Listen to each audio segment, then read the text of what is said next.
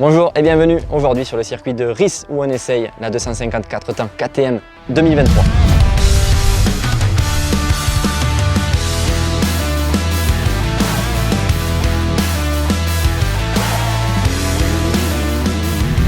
Pour commencer par le tronc commun de ces KTM Husqvarna 2023, Blaise, si tu peux commencer, de manière générale, ce sont des motos très bien équipées, ça fait déjà des années que c'est comme ça, et de plus en plus ils continuent avec cette philosophie. Si tu peux nous citer vraiment ce que tu apprécies sur une KTM, une Husqvarna aujourd'hui. À l'heure actuelle, on a déjà sur toute la gamme des embrayages hydrauliques. Ça, c'est un plus, c'est d'ailleurs des choses qu'on n'a pas sur d'autres marques, et moi je trouve que sur des motos à ce tarif-là, on se doit d'avoir l'embrayage hydraulique, ça y est, sur toute la gamme, que ce soit 2 temps, 4 temps. On a aussi le démarreur, 2 temps, 4 temps, donc ça c'est une bonne chose. On a plein d'éléments aussi qui font penser à la philosophie KTM Husqvarna, qui facilitent un petit peu la vie quand on est un pilote débutant, quand on veut apprendre la moto et apprendre aussi l'entretien de sa moto et sa mécanique, comme le fait d'accéder facilement à son filtre à air. La force de serrage est aussi incrustée dans les vis, c'est une bonne chose, et il y a plein de petits éléments comme ça. Ouais, la facilité aussi de régler ses suspensions, que ce soit en compression ou en détente. La petite nouveauté cette année sur cette fourche, c'est la petite molette en dessous. Ça, c'est la première fois qu'on voit ça sur une moto de cross. Donc c'est assez appréciable, et c'est vrai qu'on reste dans cette philosophie Husqvarna KTM avec des motos faciles d'utilisation et très ergonomiques. Pour conclure là-dessus sur ces généralités, on a des motos très bien finies avec un passage de câble plutôt ergonomique derrière les plaques. On le voit, c'est bien fini. On a aussi un compteur d'heure d'origine qui est relié au boîtier CEDIC. Donc même pour les tricheurs aujourd'hui, on ne pourra plus modifier les compteurs d'heure avant de la revente.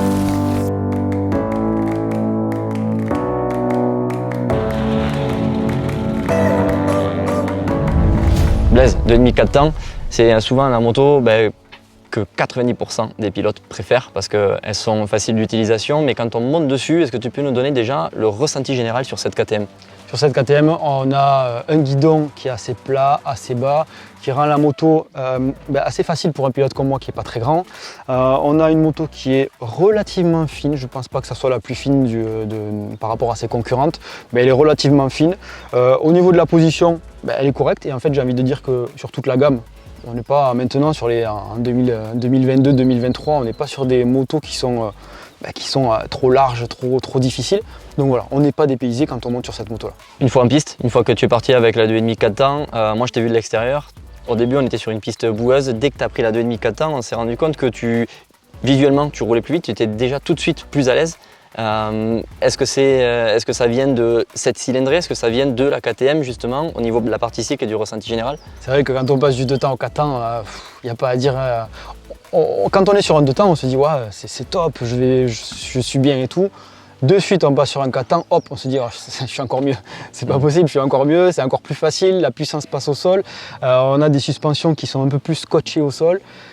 Donc ouais, et puis cette moto-là, on va venir après sur les points forts, mais si je parle généralement de la maniabilité et de la partie suspension, c'est correct, c'est bon. On a une moto, et d'ailleurs comme les autres, parce que comme je le dis tout à l'heure, en 2023, on n'a que des bonnes motos. Il y a juste des spécificités par rapport à des avantages qu'on a sur une moto qu'on n'aura pas sur l'autre, mais on a globalement des bonnes motos.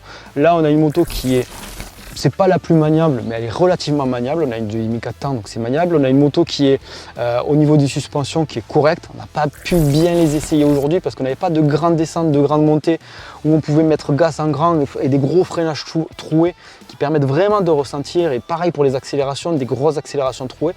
Il manquait un peu ça, donc ça a confirmé, mais en tout cas sur un terrain comme celui-là, assez facile, c'est plutôt correct. L'équilibre entre l'avant et l'arrière, et même, tu l'as dit, il n'y avait pas de grande vitesse aujourd'hui, mais est-ce que tu la caractériserais plutôt comme une moto stable ou une moto maniable?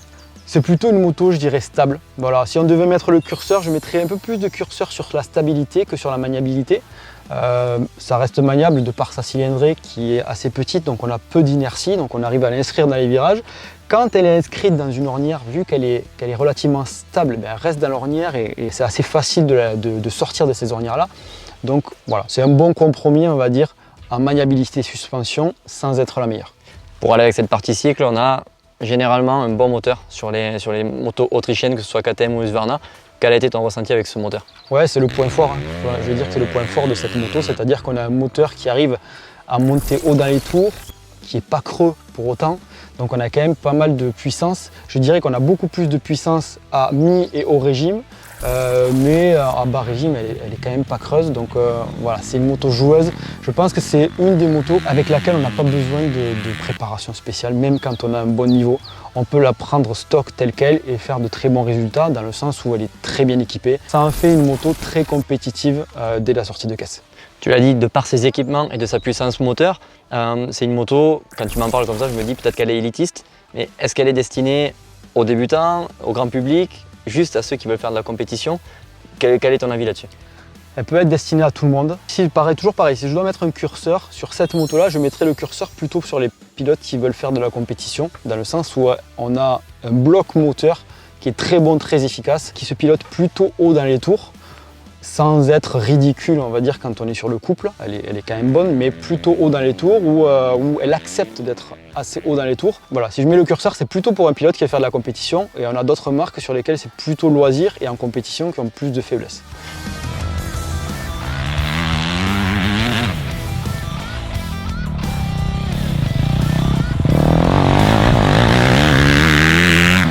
On fait toujours ressenti général, partie cycle, moteur.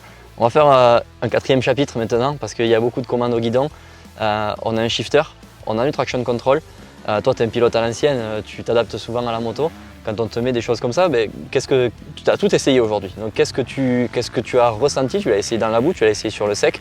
Est-ce que tu peux nous parler si on commence par le shifter par exemple? Bon, je vais être très clair. Moi, cette moto j'ai apprécié. C'est-à-dire que je trouve c'est une bonne moto.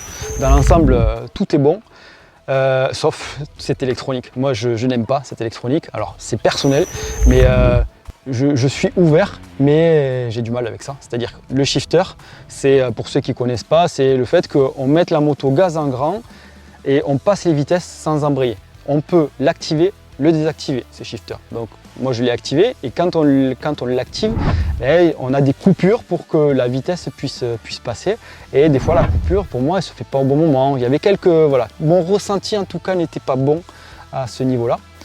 Mais voilà, on peut le désactiver. Il faudrait adapter le pilotage, en fait, au pilotage shifter. Voilà, exactement. Il faut réadapter le pilotage. Et des fois, on a ces petites coupures où, et même on a mentalement, alors c'est peut-être moi mentalement, qui a peur de passer la vitesse à l'appel d'un saut. Parce que des fois, je passe la vitesse à l'appel d'un saut et je me dis, s'il y a cette coupure qui arrive au mauvais moment, je passe par devant. Donc, voilà, c'est peut-être personnel, il faut s'y adapter. Mais en tout cas, voilà, mon ressenti à ce niveau-là était pas top, pas bon. On a aussi le traction control, launch control. Alors, je ne sais jamais lequel est le bon. Launch control, c'est pour les départs, voilà. du coup. Launch control, c'est pour les départs. Ça, on ne l'a pas testé aujourd'hui. On n'avait pas trop d'endroits où faire des départs. Par contre, on a essayé le traction control pour le pilotage bout. Là pareil, j'aime pas ça. J'aime pas pourquoi? Parce que quand on accélère à fond, on a la moto qui vient réguler. On a un système qui vient faire réguler la moto, couper la moto on va dire, à un moment où on ne s'y attend pas. On est habitué à une moto qui va monter haut dans les tours et là au bout d'un moment ça coupe et voilà, moi je préfère adapter mon pilotage à une moto que je connais et l'adapter au pilotage bout qu'avoir une assistance qui fait ça. Après c'est toujours pareil, c'est un plus. Donc on s'en sert pas, moi je m'en servirai pas. Bon, merci Blaise pour cet essai. Tu es un pilote à l'ancienne. Si toi aussi tu as envie d'essayer des nouveautés comme ça, dis-nous-le juste en commentaire, voir si tu es plutôt un futuriste, pas comme Blaise, un ancien pilote, n'hésite pas à nous le dire. Et de mon côté, je te retrouve très bientôt pour un nouveau test sur MX Réflexion.